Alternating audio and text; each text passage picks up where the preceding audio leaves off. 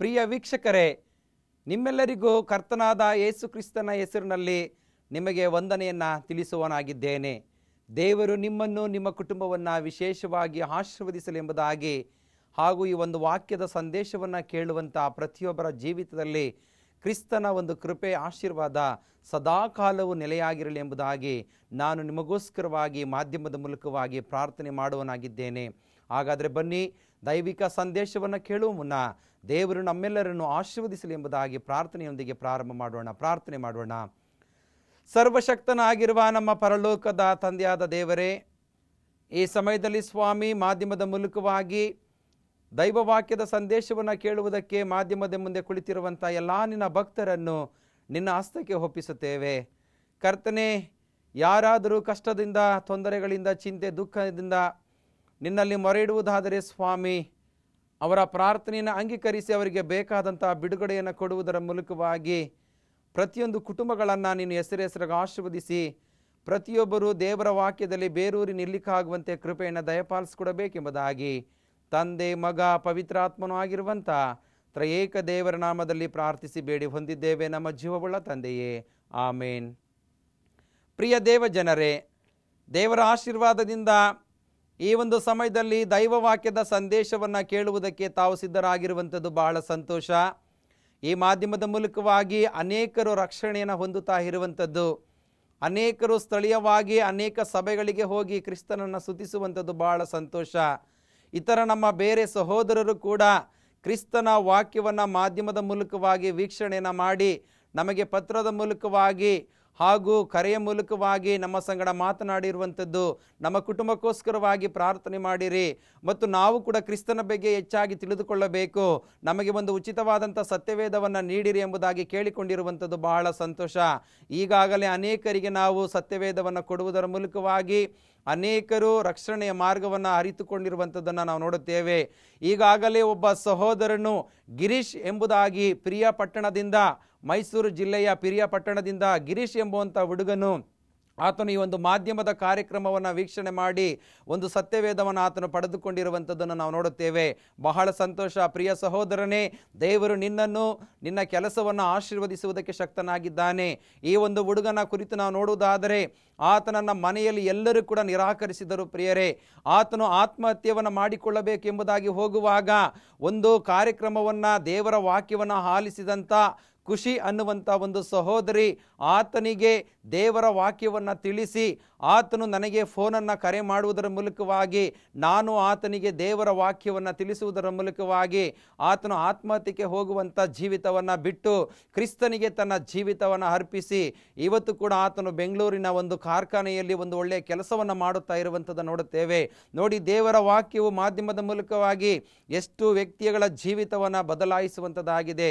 ಆದ್ದರಿಂದ ಪ್ರಿಯ ವೀಕ್ಷಕರೇ, ಇವತ್ತಿನ ದೈವ ವಾಕ್ಯದ ಸಂದೇಶದಲ್ಲಿ ಕ್ರಿಸ್ತನ ಕೃಪೆಯನ್ನು ನಾವು ಹೊಂದಬೇಕಾದರೆ ನಂಬಿಕೆಯಲ್ಲಿ ಜೀವಿಸುವಂಥದ್ದು ಬಹಳ ಪ್ರಾಮುಖ್ಯ ಎಂಬುದಾಗಿ ನಾವು ನೋಡುತ್ತೇವೆ. ಕ್ರಿಸ್ತನ ಕೃಪೆಯನ್ನು ನಾವು ಪಡೆದುಕೊಳ್ಳಬೇಕಾದರೆ, ಕ್ರಿಸ್ತನ ಆಶೀರ್ವಾದವನ್ನು ನಾವು ಪಡೆಯಬೇಕಾದರೆ ಕ್ರಿಸ್ತ ನಂಬಿಕೆಯಲ್ಲಿ ನಾವು ಜೀವಿಸಬೇಕಾಗಿದೆ. ಭಕ್ತನಾದಂಥ ಪೌಲನು ಕೊರಿಂಥದವರಿಗೆ ಬರೆದ ಪತ್ರಿಕೆಯಲ್ಲಿ ಸ್ಪಷ್ಟವಾಗಿ ಹೇಳುವನಾಗಿದ್ದಾನೆ, ಕ್ರಿಸ್ತ ನಂಬಿಕೆಯಲ್ಲಿ ನೀವು ಇದ್ದೀರೋ ಇಲ್ಲೋ ಎಂಬುದಾಗಿ ನಿಮ್ಮನ್ನು ನೀವು ಪರೀಕ್ಷೆ ಮಾಡಿಕೊಳ್ಳಿ ಎಂಬುದಾಗಿ. ಎಷ್ಟೋ ಸಾರಿ ನಮಗೆ ಆರೋಗ್ಯದ ಸಮಸ್ಯೆಗಳು ಉಂಟಾದಂಥ ಸಮಯದಲ್ಲಿ ನಾವು ಮೆಡಿಕಲ್ ಟೆಸ್ಟನ್ನು ಮಾಡಿಸುವುದಕ್ಕೆ ಹೋಗುತ್ತೇವೆ. ಆ ವೈದ್ಯಕೀಯ ತಪಾಸಣೆಯಲ್ಲಿ ನಮಗೆ ಯಾವುದಾದರೂ ಕಾಯಿಲೆಗಳಿದ್ದಂಥ ಪಕ್ಷದಲ್ಲಿ ನಾವು ವೈದ್ಯರ ಬಳಿಗೆ ಹೋಗಿ ಅದನ್ನು ಸರಿಪಡಿಸಿಕೊಳ್ಳುತ್ತೇವೆ. ಅನೇಕ ಔಷಧಗಳನ್ನು ತೆಗೆದುಕೊಳ್ಳುವುದರ ಮೂಲಕವಾಗಿ ನಮ್ಮ ಜೀವಿತವನ್ನು, ನಮಗಿರುವಂಥ ಅನಾರೋಗ್ಯದ ಸಮಸ್ಯೆಯನ್ನು ನಾವು ಗುಣಪಡಿಸಿಕೊಳ್ಳುತ್ತೇವೆ. ಆದರೆ ನಿಜವಾದಂಥ ಅನಾರೋಗ್ಯದ ಸಮಸ್ಯೆಗಳು ನಮ್ಮಲ್ಲಿ ಇರುವುದಾದರೆ, ಕ್ರಿಸ್ತನ ಬಳಿಗೆ ಬರುವುದಾದರೆ, ಕ್ರಿಸ್ತನು ತನ್ನ ಕೃಪೆಯ ಮೂಲಕವಾಗಿ ನಮ್ಮ ನಂಬಿಕೆಯನ್ನು ಗಮನಿಸಿ ನಮಗೆ ಬೇಕಾದಂಥ ಬಿಡುಗಡೆಯನ್ನು, ನಮಗೆ ಬೇಕಾದಂಥ ಆಶೀರ್ವಾದವನ್ನು ಕೊಡುವುದಕ್ಕೆ ಶಕ್ತನಾಗಿದ್ದಾನೆ. ಆದುದರಿಂದ ದೇವರ ವಾಕ್ಯದಲ್ಲಿ ನೋಡುತ್ತೇವೆ, ಭಕ್ತನಾದಂಥ ಅಪೊಸ್ತಲರ ಕೃತ್ಯಗಳು 18ನೇ ಅಧ್ಯಾಯ 28ನೇ ವಚನವನ್ನು ಓದುವುದಾದರೆ ಅಲ್ಲಿ ದೇವರ ವಾಕ್ಯ ಹೀಗೆ ಬರೆಯಲ್ಪಟ್ಟಿದೆ, ಅವನು ಹೋಗಿ ಯೇಸುವೇ ಕ್ರಿಸ್ತನೆಂದು ಶಾಸ್ತ್ರಧಾರದಿಂದ ತೋರಿಸಿಕೊಟ್ಟು ಎಲ್ಲರ ಮುಂದೆ ಬಲವಾಗಿ ಯಹೂದ್ಯರನ್ನು ಖಂಡಿಸಿ ದೇವರ ಕೃಪೆಯಿಂದ ನಂಬಿದವರಿಗೆ ಬಹಳ ಸಹಾಯ ಮಾಡಿದನು ಎಂಬುದಾಗಿ ನಾವು ನೋಡುತ್ತೇವೆ. ಪ್ರಿಯರೇ, ಇಲ್ಲಿ ಪೌಲನು ಕೂಡ ದೇವರ ವಾಕ್ಯವನ್ನ ಆ ಒಂದು ಗ್ರೀಕರಿಗೂ ಯಹೂದ್ಯರಿಗೂ ತಿಳಿಸಿದಂಥ ಸಮಯದಲ್ಲಿ ಎಷ್ಟೋ ಜನ ಆ ಪೌಲನ ಸಂದೇಶವನ್ನ ಕೇಳಿ ಎಷ್ಟೋ ಜನ ಮಾನಸಾಂತರ ಪಟ್ಟು ತಮ್ಮ ಜೀವಿತವನ್ನ ಕ್ರಿಸ್ತನಿಗೆ ಒಪ್ಪಿಸಿ ಕ್ರಿಸ್ತನ ಮೇಲೆ ನಂಬಿಕೆ ಇಟ್ಟರು ಎಂಬುದಾಗಿ ನಾವು ನೋಡುತ್ತೇವೆ ಪ್ರಿಯರೇ. ಇಂಥ ಒಂದು ಸಮಯದಲ್ಲಿ 26ನೇ ವಚನ ನೋಡುತ್ತೇವೆ. ಅವನು ಸಭಾಮಂದಿರದಲ್ಲಿ ಧೈರ್ಯದಿಂದ ಮಾತಾಡುವುದಕ್ಕೆ ಪ್ರಾರಂಭಿಸಿದನು. ಅವನ ಮಾತುಗಳನ್ನು ಪ್ರಿಸ್ಕಿಲಳು ಅಕ್ವಿಲನು ಕೇಳಿ ಅವನನ್ನು ತಮ್ಮ ಮನೆಗೆ ಕರೆದುಕೊಂಡು ಹೋಗಿ ದೇವರ ಮಾರ್ಗವನ್ನು ಅವನಿಗೆ ಇನ್ನೂ ಸೂಕ್ಷ್ಮವಾಗಿ ವಿವರಿಸಿದರು. ದೇವರ ಮಾರ್ಗವನ್ನು ಅವನಿಗೆ ಇನ್ನೂ ಸೂಕ್ಷ್ಮವಾಗಿ ವಿವರಿಸಿದರು ಎಂಬುದಾಗಿ ನಾವು ನೋಡುತ್ತೇವೆ. ಇಲ್ಲಿ ದೇವರ ವಾಕ್ಯವನ್ನ ಅಕ್ವಿಲ ಮತ್ತು ಪ್ರಿಸ್ಕಿಲ ಅವರು ಕೂಡ ಅರ್ಥಗರ್ಭಿತವಾಗಿ ತಿಳಿದುಕೊಂಡು ಅವರು ಕೂಡ ಇತರರಿಗೆ ದೇವರ ವಾಕ್ಯದ ಸಂದೇಶವನ್ನು ತಿಳಿಸುವಂಥದ್ದನ್ನು ನಾವು ನೋಡುತ್ತೇವೆ. ಹೌದು ಪ್ರಿಯ ವೀಕ್ಷಕರೇ, ಈ ಕಾರ್ಯಕ್ರಮವನ್ನು ಆಲಿಸಿದಂಥ ನೀವು ಕೂಡ ಇತರರಿಗೆ ಕ್ರಿಸ್ತನ ವಾಕ್ಯವನ್ನು ಸುವಾರ್ತೆಯನ್ನು ಸಾರುವಂಥದ್ದು ಪ್ರತಿಯೊಬ್ಬರ ಜವಾಬ್ದಾರಿ ಕೂಡ ಆಗಿದೆ ಎಂಬುದಾಗಿ ನಾವು ತಿಳಿದುಕೊಳ್ಳಬೇಕು. ಎಷ್ಟೋ ಜನರಲ್ಲಿರುವಂಥ ಒಂದು ಅಪನಂಬಿಕೆ, ನಾವು ಇದು ಸಭಾಪಾಲಕರು ಮಾತ್ರ ಕ್ರಿಸ್ತನ ಸುವಾರ್ತೆಯನ್ನು ಸಾರಬೇಕು ಅಥವಾ ಸುವಾರ್ಥ ಸೇವಕರು ಮಾತ್ರ ಕ್ರಿಸ್ತನ ಸುವಾರ್ತೆಯನ್ನು ಸಾರಬೇಕು ಅನ್ನುವಂಥ ತಪ್ಪು ಕಲ್ಪನೆಗಳು ಇರುವಂಥದ್ದು ನೋಡುತ್ತೇವೆ. ಇವತ್ತು ಕ್ರಿಸ್ತನ ಸುವಾರ್ತೆಯನ್ನು ಸಾರುವಂಥದ್ದು ಪ್ರತಿಯೊಬ್ಬ ವಿಶ್ವಾಸಿಗಳ ಜವಾಬ್ದಾರಿ ಆಗಿದೆ. ನೀವು ಬಸ್ಸಿನಲ್ಲಿ ಹೋಗುವಂಥ ಸಮಯದಲ್ಲಿ ಹರಟೆ ಮಾತುಗಳಿಗೆ ಆಸ್ಪದ ಕೊಡದೆ ಪಕ್ಕದಲ್ಲಿ ಕುಳಿತಂಥ ಜನರನ್ನು ಪರಿಚಯ ಮಾಡಿಕೊಂಡು ಅವರ ಕಷ್ಟಗಳನ್ನು ಹೇಳಿಕೊಂಡಂಥ ಸಮಯದಲ್ಲಿ ಅವರಿಗೆ ಕ್ರಿಸ್ತನ ಬಗ್ಗೆ ತಿಳಿಸಿ ನೀವು ಒಂದು ಚಿಕ್ಕ ಪ್ರಾರ್ಥನೆಯನ್ನು ಮಾಡುವುದಾದರೆ ದೇವರು ಪ್ರಾರ್ಥನೆ ಮೂಲಕವಾಗಿ ಅವರ ಜೀವಿತವನ್ನು ಬದಲಾಯಿಸಿ ಒಂದು ಆತ್ಮವನ್ನು ನೀವು ದೇವರ ರಾಜ್ಯಕ್ಕೆ ಸೇರಿಸುವಂಥ ಸಮಯದಲ್ಲಿ ದೇವರಿಗೆ ಬಹಳ ಸಂತೋಷವಾಗ್ತದೆ ಎಂಬುದಾಗಿ ನೋಡುತ್ತೇವೆ. ಆದುದರಿಂದ ಕ್ರಿಸ್ತನ ಬರುವಿಕೆಯ ಸಮಯ ಸಮೀಪವಾಗಿದೆ. ಕಾಲ ಹಗರಣವನ್ನು ಮಾಡದೆ ನಿಮ್ಮ ಹೃದಯಗಳನ್ನು ಕ್ರಿಸ್ತನಿಗೆ ಅರ್ಪಿಸುವುದಾದರೆ, ನೀವು ಕೂಡ ಕ್ರಿಸ್ತನಿಗೆ ಸಾಕ್ಷಿಗಳಾಗಿ ಜೀವಿಸುವುದಾದರೆ, ನೀವು ಕೂಡ ಇತರರಿಗೆ ನಿಮ್ಮ ಅಕ್ಕಪಕ್ಕದ ಜನರಿಗೆ ಸುವಾರ್ತೆಯನ್ನು ಸಾರುವುದಾದರೆ ಕ್ರಿಸ್ತನ ಆಶೀರ್ವಾದವು ಕ್ರಿಸ್ತನ ಕೃಪೆಯ ಮೂಲಕವಾಗಿ ನಿಮಗೆ ಕೊಡಲ್ಪಡುತ್ತದೆ. ಕ್ರಿಸ್ತನು ನಿಮ್ಮ ನಂಬಿಕೆಯನ್ನು ಗಮನಿಸುವುದಕ್ಕೆ ಶಕ್ತನಾಗಿದ್ದಾನೆ. ಆದುದರಿಂದ ದೇವರ ಕೃಪೆಯಿಂದ ನಂಬಿದವರಿಗೆ ಬಹಳ ಸಹಾಯವನ್ನು ಮಾಡುವಂಥದ್ದನ್ನು ನಾವು ಈ ಒಂದು ವಾಕ್ಯದ ಭಾಗದಲ್ಲಿ ನೋಡುತ್ತೇವೆ. ಪ್ರಿಯ ವೀಕ್ಷಕರೇ, ಈ ಕಾರ್ಯಕ್ರಮದ ಮೂಲಕವಾಗಿ ಆ ನಂಬಿಕೆ ದೃಢವಾಗಿದ್ದಂಥ ವ್ಯಕ್ತಿಯ ಒಂದು ಜೀವಿತದ ಬಗ್ಗೆ ನಾವು ನೋಡುವುದಾದರೆ ಮತ್ತಾಯನು ಬರೆದಂಥ ಸುವಾರ್ತೆ 9ನೇ ಅಧ್ಯಾಯ 1-8 ವಚನಗಳನ್ನು ಓದುವಾಗ ಅಲ್ಲಿ ಪಾರ್ಶ್ವವಾಯು ರೋಗಿಯನ್ನು ದೇವರು ಬಿಡುಗಡೆಗೊಳಿಸಿದಂಥ ದೃಷ್ಟಾಂತವನ್ನು ನಾವು ನೋಡುತ್ತೇವೆ. ಮೊದಲನೇದಾಗಿ 2ನೇ ವಚನದಿಂದ ನೋಡುವಾಗ, ಅಲ್ಲಿಗೆ ಬಂದಾಗ ಹಾಸಿಗೆ ಮೇಲೆ ಬಿದ್ದುಕೊಂಡಿರುವ ಒಬ್ಬ ಪಾರ್ಶ್ವವಾಯು ರೋಗಿಯನ್ನು ಆತನ ಬಳಿಗೆ ಹೊತ್ತುಕೊಂಡು ಬಂದರು. ಕ್ರಿಸ್ತನು ನಮ್ಮ ಊರಿಗೆ ಬಂದಿದ್ದಾನೆ ಅನ್ನುವಂಥ ವರ್ತಮಾನವನ್ನು ಕೇಳಿದಂಥ ಆ ಊರಿನ ಜನರು ಒಬ್ಬ ಪಾರ್ಶ್ವವಾಯು ರೋಗಿಯನ್ನು ಕ್ರಿಸ್ತನ ಬಳಿಗೆ ಹೊತ್ತುಕೊಂಡು ಬರುವಂಥದ್ದನ್ನು ನಾವು ನೋಡುತ್ತೇವೆ. ನೋಡಿ, ಇಲ್ಲಿ ಆ ಪಾರ್ಶ್ವವಾಯು ರೋಗಿಗೆ ದೇವರ ಕೃಪೆ ಅನ್ನುವಂಥದ್ದು ಬಹಳ ಪ್ರಾಮುಖ್ಯವಾಗಿತ್ತು. ಆತನಿಗೆ ದೇವರ ಕೃಪೆ ಇಲ್ಲದೆ ಅನೇಕ ವರ್ಷಗಳಿಂದಲೂ ಆತನು ಆ ಪಾಪಮಯವಾದ ಹಾಸಿಗೆಯಲ್ಲಿ ಆತನು ಮಲಗಿಕೊಂಡಿದ್ದ. ಒಂದು ವೇಳೆ ಕುಟುಂಬದವರು ಆತನನ್ನು ದೂರ ಇಟ್ಟಿದ್ರು, ಆತನಿಗೆ ಸರಿಯಾದಂಥ ಆಹಾರವನ್ನು ಕೊಡದೇ ಇದ್ರು. ಇಂಥ ಒಂದು ಕಷ್ಟದ ದುಸ್ಥಿತಿಯಲ್ಲಿದ್ದಂಥ ಆ ಪಾರ್ಶ್ವವಾಯು ರೋಗಿಯನ್ನು ಊರಿನ ಜನರು ಹೊತ್ತುಕೊಂಡು ಕ್ರಿಸ್ತನ ಬಳಿಗೆ ಬರುವಂಥದ್ದನ್ನು ನಾವು ನೋಡುತ್ತೇವೆ. ಮೊದಲನೇದಾಗಿ ಅವರ ಜೀವಿತದಲ್ಲಿದ್ದಂಥ ನಂಬಿಕೆಯನ್ನು ಯೇಸು ಕ್ರಿಸ್ತನು ಗಮನಿಸುವಂಥದ್ದನ್ನು ನೋಡುತ್ತೇವೆ. ಯಾಕೆಂದರೆ ಆ ಊರಿನ ಜನರಿಗೆ ದೇವರ ಕೃಪೆ ಅನ್ನುವಂಥದ್ದು ಬಹಳ ಪ್ರಾಮುಖ್ಯವಾಗಿತ್ತು. ಆ ಪಾರ್ಶ್ವವಾಯು ರೋಗಿಗೆ ಜೀವನದಲ್ಲಿ ಕ್ರಿಸ್ತನ ಪ್ರಸನ್ನತೆ, ಆ ಕ್ರಿಸ್ತನ ಕೃಪೆ ಅನ್ನುವಂಥದ್ದು ಬಹಳ ಪ್ರಾಮುಖ್ಯವಾಗಿತ್ತು. ಇವತ್ತು ನೀವು ಕೂಡ ಪಾರ್ಶ್ವವಾಯು ರೋಗಿಯ ಹಾಗೆ ಹಾಸಿಗೆಯನ್ನು ಹಿಡಿದು ಒಂದು ವೇಳೆ ಪಾಪಮಯವಾದ ಜೀವಿತದಲ್ಲಿ ಆ ಪಾಪಮಯವಾದ ಹಾಸಿಗೆಯಲ್ಲಿ ಬಿದ್ದುಕೊಂಡಿರುವುದಾದರೆ ನಿಮ್ಮ ನಂಬಿಕೆಯನ್ನು ದೇವರು ಗಮನಿಸಿ ನಿಮಗೆ ಬಿಡುಗಡೆಯನ್ನು ಕೊಡುವುದಕ್ಕೆ ಶಕ್ತನಾಗಿದ್ದಾನೆ. ಆದುದರಿಂದ ಕ್ರಿಸ್ತನ ಪಾದದ ಬಳಿಗೆ ಬಂದಂಥ, ಕ್ರಿಸ್ತನ ಬಳಿಗೆ ಕರೆದುಕೊಂಡು ಬಂದಂಥ ಆ ಒಂದು ಪಾರ್ಶ್ವವಾಯು ರೋಗಿಯ ಜೀವಿತದಲ್ಲಿ ಆತನಿಗೆ ಬಹಳ ಕಷ್ಟದ ಪರಿಸ್ಥಿತಿ ಇತ್ತು. ಒಂದು ವೇಳೆ ಕುಟುಂಬದವರು ಆತನನ್ನು ನೋಡಿಕೊಳ್ಳುವುದಕ್ಕೆ ಅವರು ಹಿಂಜರಿದಿರಬಹುದು ಎಂಬುದಾಗಿ ನೋಡುತ್ತೇವೆ. ಇವತ್ತು ಕೂಡ ನಾವು ನೋಡುತ್ತೇವೆ. ಉದಾಹರಣೆಗೆ ಎಷ್ಟೋ ಕುಟುಂಬಗಳಲ್ಲಿ ದುಡಿಯುವಂಥ ವ್ಯಕ್ತಿ ಹಾಸಿಗೆ ಹಿಡಿದಂಥ ಸಮಯದಲ್ಲಿ ಒಂದು ವೇಳೆ ಹೆಂಡತಿ ಕೈ ಬಿಡುವಂಥದ್ದನ್ನು ನೋಡುತ್ತೇವೆ. ಹೆಂಡತಿ ಹಾಸಿಗೆಯನ್ನು ಹಿಡಿದಂಥ ಸಮಯದಲ್ಲಿ ಗಂಡನು ಕೈ ಬಿಡುವಂಥದ್ದನ್ನು ನೋಡುತ್ತೇವೆ. ಅಥವಾ ತಂದೆ ತಾಯಿಗಳು ಹಾಸಿಗೆಯನ್ನು ಹಿಡಿದಂಥ ಸಮಯದಲ್ಲಿ ಮಕ್ಕಳು ಅವರನ್ನು ನೋಡಿಕೊಳ್ಳದೆ ವೃದ್ಧಾಶ್ರಮಕ್ಕೆ ಅವರನ್ನು ಸೇರಿಸುವಂಥದ್ದನ್ನು ನೋಡುತ್ತೇವೆ. ಯಾಕೆಂದರೆ ಈಗಿನ ಕಾಲದಲ್ಲಿ ಯಾರು ಕೂಡ ತಂದೆ ತಾಯಿಗಳನ್ನು ಪ್ರೀತಿಸುತ್ತಾ ಇಲ್ಲ. ಯಾರು ಕೂಡ ಕಷ್ಟದ ಸಮಯಗಳಲ್ಲಿ ಒಬ್ಬರಿಗೊಬ್ಬರು ಆಗುತ್ತಾ ಹೋಗ್ತಾ ಇಲ್ಲ. ಯಾಕೆಂದರೆ ಇವತ್ತು ಹಣ, ಆಸ್ತಿ, ಅಂತಸ್ತು ಅನ್ನುವಂಥದ್ದು ಅವರ ಘನತೆಯನ್ನು ಮೇಲಕ್ಕೆ ತೆಗೆದುಕೊಂಡು ಹೋಗ್ತಾ ಇದೆ. ಆದುದರಿಂದ ಯಾವುದೇ ಹಣ, ಆಸ್ತಿ, ಅಂತಸ್ತು ನಿಮ್ಮ ಘನತೆಯನ್ನು ಕೊಡುವಂಥದ್ದಲ್ಲ ಪ್ರಿಯರೇ. ನೀವು ಒಬ್ಬರಿಗೆ ಸಹಾಯವನ್ನು ಮಾಡುವುದಾದರೆ, ಕಷ್ಟದಲ್ಲಿರುವವರಿಗೆ ಸಹಾಯವನ್ನು ಮಾಡುವುದಾದರೆ, ದೇವರು ನಿಮ್ಮನ್ನು ಪ್ರೀತಿಸಿ ನಿಮ್ಮನ್ನು ಆಶೀರ್ವದಿಸುವುದಕ್ಕೆ ಶಕ್ತನಾಗಿದ್ದಾನೆ. ಯಾಕೆಂದರೆ ಭಕ್ತನಾದ ಪೌಲನು ತನ್ನ ಪತ್ರಿಕೆಯಲ್ಲಿ ಸ್ಪಷ್ಟವಾಗಿ ಹೇಳುತ್ತಾನೆ, ಈ ಲೋಕದಲ್ಲಿ ಯಾವುದೇ ಪದವಿ, ಘನತೆ, ಗೌರವಗಳಿದ್ದರೂ ಎಲ್ಲವನ್ನ ನಾನು ಕಸವೆಂದು ಎಣಿಸ್ತೇನೆ ಎಂಬುದಾಗಿ.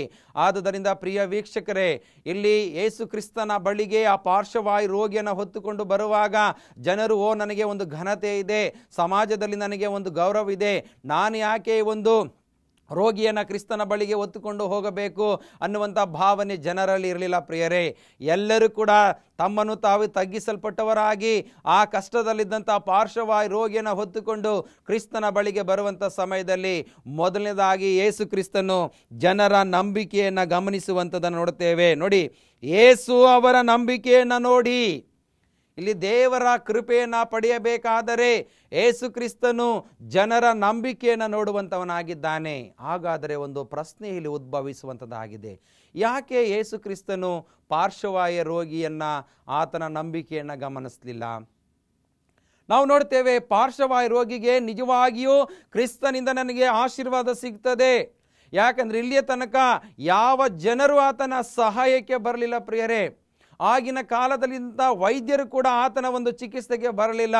ಅಂಥ ಒಂದು ಪಾರ್ಶ್ವವಾಯುಯ ಜೀವಿತದಲ್ಲಿ ನಾವು ನೋಡುತ್ತೇವೆ. ಪಾರ್ಶ್ವವಾಯು ಎಂಬುದಾಗಿ ನೋಡುವಾಗ ಕೈ ಕೂಡ ಬರುವುದಿಲ್ಲ, ಕಾಲು ಬರುವುದಿಲ್ಲ, ನಡೆಯುವುದಕ್ಕೆ ಆಗುವುದಿಲ್ಲ, ಮಾತನಾಡಕ್ಕೆ ಆಗುವುದಿಲ್ಲ. ಆದುದರಿಂದ ಇಂಥ ದುಸ್ಥಿತಿಯಲ್ಲಿದ್ದಂಥ ರೋಗಿಯನ್ನು ಜನರ ಸಹಾಯದಿಂದಲೇ ಆತನ ಬಳಿಗೆ ಹೊತ್ತುಕೊಂಡು ಬಂದಾಗ ಮೊದಲನೇದಾಗಿ ಜನರ ನಂಬಿಕೆಯನ್ನು ದೇವರು ಗಮನಿಸುವಂಥದ್ದನ್ನು ನಾವು ನೋಡುತ್ತೇವೆ.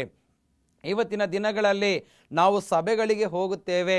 ಯಾಕೆಂದರೆ ದೇವರ ಕೃಪೆಯನ್ನು ಪಡೆಯುವುದಕ್ಕೋಸ್ಕರವಾಗಿ ಸಭೆಗೆ ಹೋದಾಗ ನಮ್ಮ ಸಭೆಯಲ್ಲೇ ಈ ಪಾರ್ಶ್ವವಾಯು ರೋಗಿಯಾಗಿ ಅನೇಕರು ಬಲಹೀನರಾಗಿರುವಂಥ ಸಮಯದಲ್ಲಿ ನಾವು ಕೂಡ ಅವರ ಸಹಾಯಕ್ಕೆ ಮುಂದೆ ಬರಬೇಕೆಂಬುದಾಗಿ ನಾವು ನೋಡುತ್ತೇವೆ.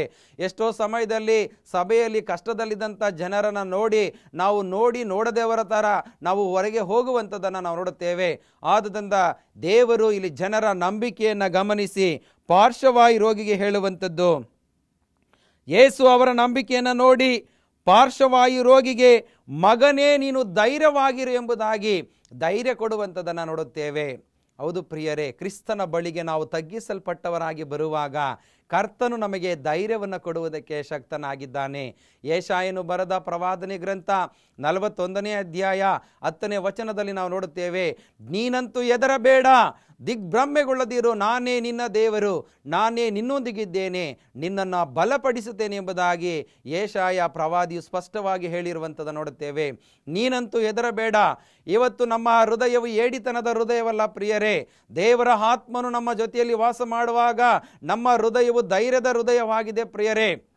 ಆದುದರಿಂದ ಏಡಿತನದ ಹೃದಯ ಯಾವಾಗ ಬರುತ್ತದೆ ಅಂದರೆ ದುರಾತ್ಮನು ನಮ್ಮ ಹೃದಯಗಳಲ್ಲಿ ವಾಸ ಮಾಡುವಾಗ ಆ ಏಡಿತನವು ನಮ್ಮಲ್ಲಿ ಬರುವಂಥದ್ದಾಗಿದೆ. ಯಾಕೆಂದರೆ ಯೋಹಾನನು ಬರೆದಂಥ ಮೊದಲನೇ ಪತ್ರಿಕೆಯಲ್ಲಿ ಒಂದು ವಾಕ್ಯವನ್ನು ನೋಡುತ್ತೇವೆ, ಪ್ರೀತಿಯು ಇರುವಲ್ಲಿ ಹೆದರಿಕೆ ಇಲ್ಲ ಎಂಬುದಾಗಿ ನೋಡುತ್ತೇವೆ. ಆ ಪ್ರೀತಿಯ ಶ್ರೇಷ್ಠತೆಯ ಬಗ್ಗೆ ತಿಳಿದುಕೊಳ್ಳುವಂಥದ್ದು ಬಹಳ ಪ್ರಾಮುಖ್ಯ ಎಂಬುದನ್ನು ನೋಡುತ್ತೇವೆ. ಆದುದರಿಂದ ಯೇಸು ಕ್ರಿಸ್ತನ ಪಾರ್ಶ್ವವಾಯು ರೋಗಿಗೆ ಮಗನೇ ಧೈರ್ಯವಾಗಿರು, ನಿನ್ನ ಪಾಪಗಳು ಕ್ಷಮಿಸಲ್ಪಟ್ಟಿವೆ. ಮೊದಲನೇದಾಗಿ ಯೆಹೋವ ದೇವರು ಯೇಸು ಕ್ರಿಸ್ತನು ಆ ಪಾರ್ಶ್ವವಾಯು ರೋಗಿಗೆ ಒಂದು ಭರವಸೆಯನ್ನು ಕೊಡುವಂಥದ್ದನ್ನು ನೋಡುತ್ತೇವೆ. ಇವತ್ತು ಎಷ್ಟೋ ಜನ ವೈದ್ಯರ ಬಳಿಗೆ ಹೋಗ್ತಾರೆ, ಡಾಕ್ಟರ್ ನನಗೆ ಇಂಥ ಕಾಯಿಲೆ ಇದೆ, ಅಂಥ ಕಾಯಿಲೆ ಇದೆ ಎಂಬುದಾಗ ನೋಡುವಾಗ ಒಂದು ವೇಳೆ ವೈದ್ಯರಿಗೆ ಆ ಕಾಯಿಲೆ ಬಗ್ಗೆ ತಿಳಿದುಕೊಂಡಂಥ ಸಮಯದಲ್ಲಿ ಅವರು ಆ ಒಂದು ರೋಗಿಯ ಕುರಿತು ಹೇಳುವಂಥದ್ದು, ಧೈರ್ಯವಾಗಿರಿ, ನನ್ನ ಒಂದು ಕೆಲಸ, ನನ್ನ ಒಂದು ಚಿಕಿತ್ಸೆಯನ್ನು ನಾನು ನೀಡ್ತೇನೆ, ಇದರ ಮೇಲೆ ದೇವರ ಚಿತ್ತ ಎಂಬುದಾಗಿ ಆ ರೋಗಿಗಳಿಗೆ ಅವರು ಧೈರ್ಯವನ್ನು ಕೊಡುವಂಥದ್ದನ್ನು ನಾವು ನೋಡುತ್ತೇವೆ. ಯಾವುದಾದ್ರೂ ಒಬ್ಬ ವೈದ್ಯರು ಅಯ್ಯೋ ನಿನಗಿಂತ ಕಾಯಿಲೆ ಬಂದಿದೆ, ನೀನು ಬದುಕುವುದಿಲ್ಲ, ನೀನು ಸಾಯ್ತೆ ಎಂಬುದಾಗಿ ಹೇಳಿದ್ರೆ 1 ವಾರ ಬದುಕುವಂತಹ ವ್ಯಕ್ತಿ ಆ ಕ್ಷಣದಲ್ಲೇ ಸತ್ತು ಹೋಗುವಂಥದ್ದು ನೋಡುತ್ತೇವೆ. ಅದೇ ರೀತಿಯಾಗಿ ಯೇಸು ಕ್ರಿಸ್ತನು ಕೂಡ ಆ ಪಾರ್ಶ್ವವಾಯು ರೋಗಿಗೆ ಮಗನೇ ನೀನು ಧೈರ್ಯವಾಗಿರು ಎಂಬುದಾಗಿ ಹೇಳುವಾಗ ಆ ಒಂದೇ ಮಾತಿನಲ್ಲಿ ಆತನ ಶರೀರದಲ್ಲಿ ಒಂದು ಬದಲಾವಣೆಗಳಲ್ಲಿ ಉಂಟಾಯಿತು ಎಂಬುದಾಗಿ ನೋಡುತ್ತೇವೆ. ಇವತ್ತು ವೈದ್ಯರು ಕೂಡ, ಈ ಲೋಕದ ವೈದ್ಯರು ಭಯಂಕರವಾದಂಥ ಕಾಯಿಲೆಯಲ್ಲಿರುವಂಥ ಯಾವುದಾದರೂ ಒಬ್ಬ ರೋಗಿಗೆ ನೀನು ಹೆದರಬೇಡಪ್ಪ, ನಿನಗೆ ಕಾಯಿಲೆ ಗುಣವಾಗ್ತದೆ ಎಂಬುದಾಗಿ ಹೇಳುವಾಗ, ಹೌದಾ ಡಾಕ್ಟರ್, ನನಗೆ ಖಂಡಿತವಾಗಿ ಗುಣವಾಗ್ತದೆ ಎಂಬುದಾಗಿ ಹೇಳಿ ಆತನು ಅವರ ಮಾತಿನ ಮೂಲಕವಾಗಿಯೇ ಕೆಲವು ಅದ್ಭುತಗಳನ್ನು ಪಡೆಯುವಂಥದ್ದನ್ನು ನಾವು ನೋಡುತ್ತೇವೆ.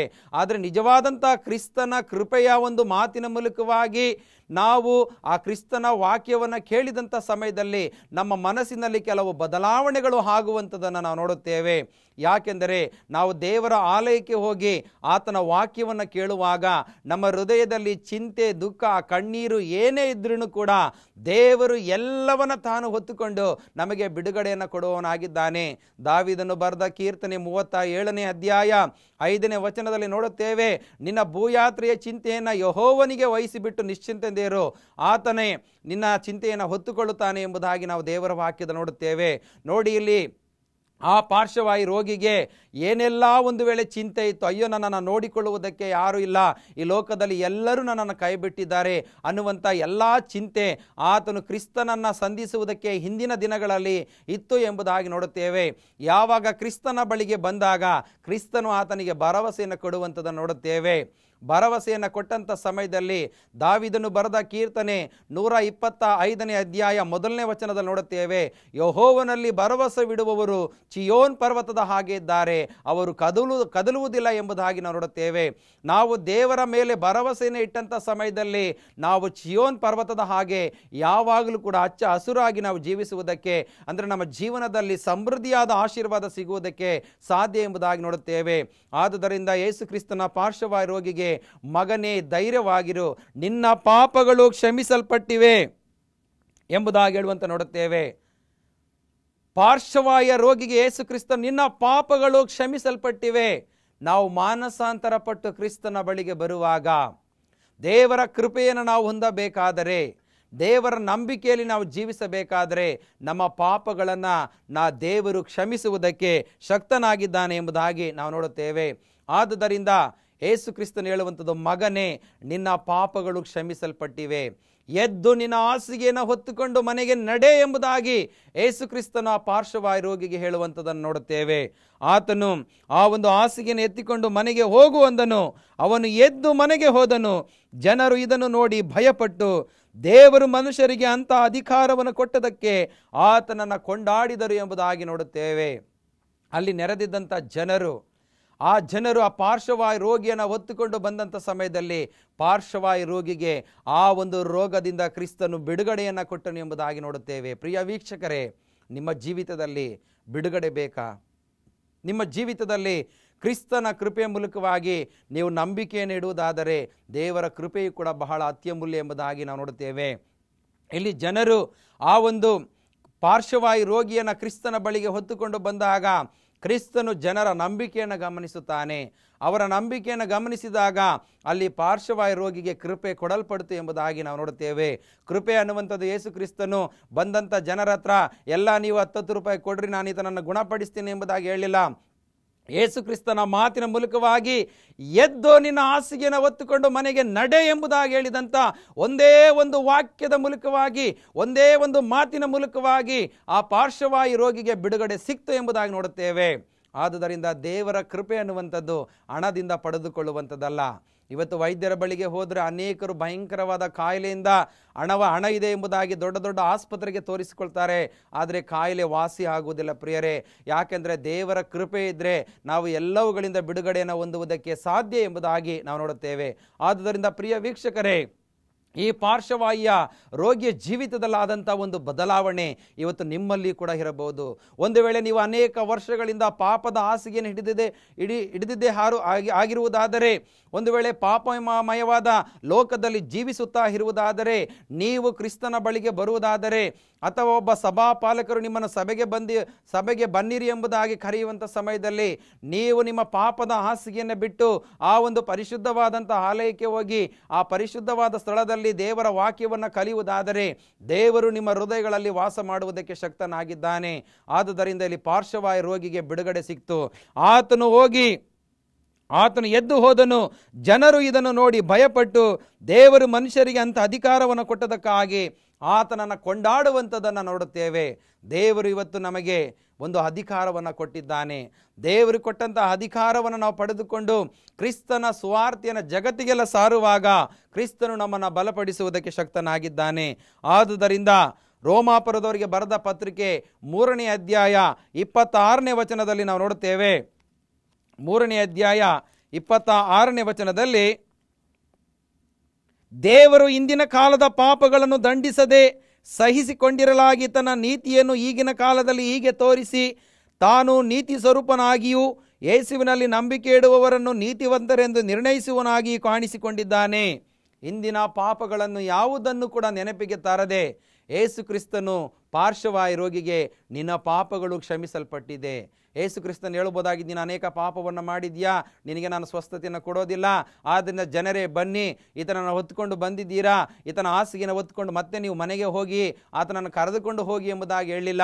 ಯೇಸು ಕ್ರಿಸ್ತನು ಪಾರ್ಶ್ವವಾಯು ರೋಗಿಗೆ ನಿನ್ನ ಪಾಪಗಳು ಕ್ಷಮಿಸಲ್ಪಟ್ಟಿವೆ, ಎದ್ದು ನಿನ್ನ ಹಾಸಿಗೆಯನ್ನು ಹೊತ್ತುಕೊಂಡು ಮನೆಗೆ ನಡೆ ಎಂಬುದನ್ನು ನೋಡ್ತೇವೆ. ಯಾಕೆಂದರೆ ನಂಬಿಕೆ ಇಡುವವರನ್ನು ನೀತಿವಂತರೆಂದು ನಿರ್ಣಯಿಸುವವನೂ ಆಗಿಯೂ ಕಾಣಿಸಿಕೊಂಡಿದ್ದಾನೆ. ಯೇಸು ಕ್ರಿಸ್ತನು ನಂಬಿಕೆ ಇಟ್ಟಿರುವಂಥ ನಮಗೆ ನೀವು ನೀತಿವಂತರಾಗಿ ಜೀವಿಸಬೇಕೆಂಬುದಾಗಿ ಕ್ರಿಸ್ತನು ಅಲ್ಲಿ ಪಾರ್ಶ್ವವಾಯು ರೋಗಿಯನ್ನು ಕೂಡ ಆರಿಸಿಕೊಂಡಿರುವಂಥದ್ದನ್ನು ನಾವು ನೋಡುತ್ತೇವೆ. ಆದುದರಿಂದ ದೇವರ ಕೃಪೆಯನ್ನು ನಾವು ಹೊಂದಬೇಕಾದರೆ ನಂಬಿಕೆಯನ್ನು ಅನುಸರಿಸಿ ನಾವು ನೀತಿಯನ್ನು ಪಡೆದುಕೊಳ್ಳುವಂಥದ್ದು ಕೂಡ ಅತ್ಯಮೂಲ್ಯ ಎಂಬುದಾಗಿ ನಾವು ನೋಡುತ್ತೇವೆ. ಆದುದರಿಂದ ಅಪೊಸ್ತಲ ಕೃತ್ಯ 3:16ರಲ್ಲಿ ಪೂರ್ಣ ಕ್ಷೇಮವನ್ನು ಕ್ರಿಸ್ತನು ಕೊಡುವುದಕ್ಕೆ ಶಕ್ತನಾಗಿದ್ದಾನೆ ತನ್ನ ವಾಕ್ಯದ ಮೂಲಕವಾಗಿ. ಮತ್ತು ಗಲಾತ್ಯ 3:14ರಲ್ಲಿ ಪವಿತ್ರಾತ್ಮನ ದಾನವನ್ನು ಕೊಡುವುದಕ್ಕೆ ಶಕ್ತನಾಗಿದ್ದಾನೆ. ಅಪೊಸ್ತಲ ಕೃತ್ಯ 15ನೇ ಅಧ್ಯಾಯ 9ನೇ ವಚನದಲ್ಲಿ ಶುದ್ಧೀಕರಣವನ್ನು ಕೂಡ ಕೊಡುವಂಥ ದೇವರಾಗಿದ್ದಾನೆ. ಪೌಲನು ತಿಮೋತಿನಿಗೆ ಬರೆದಂಥ 1ನೇ ಪತ್ರಿಕೆ 1ನೇ ಅಧ್ಯಾಯ 5ನೇ ವಚನದಲ್ಲಿ ದೈವಿಕ ಪ್ರೀತಿಯನ್ನು ಕ್ರಿಸ್ತನು ಕೊಡುವುದಕ್ಕೆ ಶಕ್ತನಾಗಿದ್ದಾನೆ. ಆದುದರಿಂದ ಈ 5 ವಿಷಯಗಳು ಪಾರ್ಶ್ವವಾಯು ರೋಗಿಗೆ ದೇವರು ತೋರಿಸಿದಂಥ ಪ್ರೀತಿ ಎಂಬುದಾಗಿ ನಾವು ನೋಡುತ್ತೇವೆ. ಮೊದಲನೇದಾಗಿ ನೀತಿವಂತನೆಂದು ಆತನು ನಿರ್ಣಯಿಸಲ್ಪಟ್ಟವನು ಎಂಬುದಾಗಿ ನಾವು ನೋಡುತ್ತೇವೆ. ಅಂದರೆ ಪಾಪ ಕ್ಷಮಾಪಣೆ ಪಾರ್ಶ್ವವಾಯು ರೋಗಿಗೆ ಆಯಿತು ಎಂಬುದನ್ನು ನೋಡುತ್ತೇವೆ. ಮತ್ತು ಎರಡನೇದಾಗಿ ಪೂರ್ಣ ಕ್ಷೇಮವನ್ನು ಕ್ರಿಸ್ತನು ಪಾರ್ಶ್ವವಾಯು ರೋಗಿಗೆ ಕೊಟ್ಟನು ಎಂಬುದಾಗಿ ನೋಡುತ್ತೇವೆ. ಮತ್ತು ಪವಿತ್ರಾತ್ಮನ ದಾನವನ್ನು ಆ ಒಂದು ಪಾರ್ಶ್ವವಾಯು ರೋಗಿಗೆ ಯೇಸು ಕ್ರಿಸ್ತನು ಕೊಟ್ಟನು ಎಂಬುದಾಗಿ ನೋಡುತ್ತೇವೆ. ಮತ್ತು ಆತನು ಶುದ್ಧೀಕರಣವನ್ನು ಹೊಂದಿದ ಆ ಪಾರ್ಶ್ವವಾಯು ಕಾಯಿಲೆಯಿಂದ ಪೂರ್ಣ ಗುಣವನ್ನು ಹೊಂದಿದನು ಎಂಬುದಾಗಿ ನಾವು ನೋಡುತ್ತೇವೆ. ಮತ್ತು 5ನೇದಾಗಿ ಆ ದೈವಿಕ ಪ್ರೀತಿ ಕ್ರಿಸ್ತನಿಂದ ಆ ಒಂದು ಪಾರ್ಶ್ವವಾಯು ರೋಗಿಗೆ ಸಿಕ್ಕಿತು ಎಂಬುದಾಗಿ ನಾವು ನೋಡುತ್ತೇವೆ. ಆದುದರಿಂದ ಪ್ರಿಯ ವೀಕ್ಷಕರೇ, ನಮ್ಮಲ್ಲಿ ಕೂಡ ಇಂಥ ಬಲಹೀನತೆ ಇರುವುದಾದರೆ ನೀವು ಕ್ರಿಸ್ತನ ಕೃಪೆಯನ್ನು ಪಡೆದುಕೊಳ್ಳಬೇಕಾದರೆ ಆ ನಂಬಿಕೆಯ ಜೀವಿತದಲ್ಲಿ ನೀವು ಕೂಡ ಜೀವಿಸಬೇಕೆಂಬುದೇ ನನ್ನ ಪ್ರಾರ್ಥನೆಯಾಗಿದೆ. ದೇವರು ಈ ವಾಕ್ಯದ ಸಂದೇಶದ ಮೂಲಕವಾಗಿ ನಿಮ್ಮನ್ನು, ನಿಮ್ಮ ಕುಟುಂಬವನ್ನು, ನಿಮ್ಮ ಕೆಲಸ ಕಾರ್ಯಗಳನ್ನು ಆಶೀರ್ವದಿಸಲಿ. ಆಮೇನ್. ಪ್ರಾರ್ಥನೆ ಮಾಡೋಣ. ಸರ್ವಶಕ್ತನಾದ ತಂದೆಯಾದ ದೇವರೇ, ಈ ಸಮಯದಲ್ಲಿ ಸ್ವಾಮಿ ಮಾಧ್ಯಮದ ಮೂಲಕವಾಗಿ ನಿನ್ನ ವಾಕ್ಯವನ್ನು ಕೇಳಿದಂಥ ಪ್ರತಿಯೊಬ್ಬರು ನಂಬಿಕೆಯ ಮೂಲಕವಾಗಿ ರಕ್ಷಣೆಯನ್ನು ಹೊಂದಿ ಬಿಡುಗಡೆಯನ್ನು ಪಡೆದುಕೊಳ್ಳಿಕ್ಕಾಗುವಂತೆ ಆಶೀರ್ವದಿಸು ಸ್ವಾಮಿ. ಅಂದು ಪಾರ್ಶ್ವವಾಯು ರೋಗಿಗೆ ಹೇಳಿದಂಥ ಮಾತು, ಎದ್ದು ನಿನ್ನ ಹಾಸಿಗೆಯನ್ನು ಹೊತ್ತುಕೊಂಡು ಮನೆಗೆ ನಡೆ ಎಂಬುದಾಗಿ, ಇವತ್ತು ಇಂಥ ಒಂದು ಕಷ್ಟದಲ್ಲಿ ಯಾರಾದರೂ ಪಾರ್ಶ್ವವಾಯು ಕಾಯಿಲೆಯಿಂದ ಇರುವುದಾದರೆ ಸ್ವಾಮಿ ಅವರಿಗೆ ಬಿಡುಗಡೆಯನ್ನು ಕೊಡು. ಅವರು ತಮ್ಮ ಹಾಸಿಗೆಯನ್ನು ಬಿಟ್ಟು ಬಂದು ದೇವರನ್ನು ಸ್ತುತಿಸಲಿಕ್ಕೆ ಆಗುವಂತೆ ಕೃಪೆಯನ್ನು ದಯಪಾಲಿಸಿಕೊಡು. ಈ ವಾಕ್ಯವನ್ನು ಕೇಳಿದಂಥ ಪ್ರತಿಯೊಬ್ಬರ ಮೇಲೆ ನಿನ್ನ ಪವಿತ್ರಾತ್ಮನ ಕೃಪೆ ಸದಾಕಾಲ ಇರಲಿ ಎಂಬುದಾಗಿ ಯೇಸು ಕ್ರಿಸ್ತನ ಅತಿ ಪವಿತ್ರವಾದ ನಾಮದಲ್ಲಿ ಸ್ತೋತ್ರ ಮಾಡಿ ಪ್ರಾರ್ಥಿಸಿ ಬೇಡಿ ಹೊಂದಿದ್ದೇವೆ ನಮ್ಮ ಜೀವವುಳ್ಳ ತಂದೆಯೇ. ಆಮೇನ್. ಪ್ರಿಯ ವೀಕ್ಷಕರೇ, ಈ ಕಾರ್ಯಕ್ರಮದ ಮೂಲಕವಾಗಿ ಪ್ರಾರ್ಥನಾ ಮನವಿಗಳು ನಿಮ್ಮಲ್ಲಿರುವುದಾದರೆ ಈ ಕೆಳಕಂಡ ದೂರವಾಣಿಯ ಸಂಖ್ಯೆಗೂ ಕೆಳಕಂಡ ವಿಳಾಸಕ್ಕೂ ನಿಮ್ಮ ಅನಿಸಿಕೆಗಳನ್ನು ಬರೆದು ಕಳಿಸುವಂತೆ ನಾನು ಕೇಳಿಕೊಳ್ಳುತ್ತೇನೆ. ದೇವರು ನಿಮ್ಮನ್ನು, ನಿಮ್ಮ ಕುಟುಂಬವನ್ನು ವಿಶೇಷವಾಗಿ ಆಶೀರ್ವದಿಸಲಿ. ಆಮೇನ್.